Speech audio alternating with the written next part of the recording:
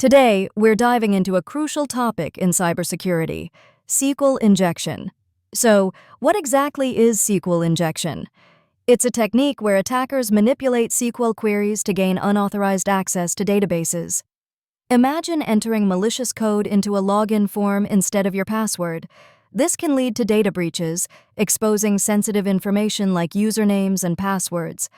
Now, let's look at a real-world example: the infamous 2017 Equifax breach.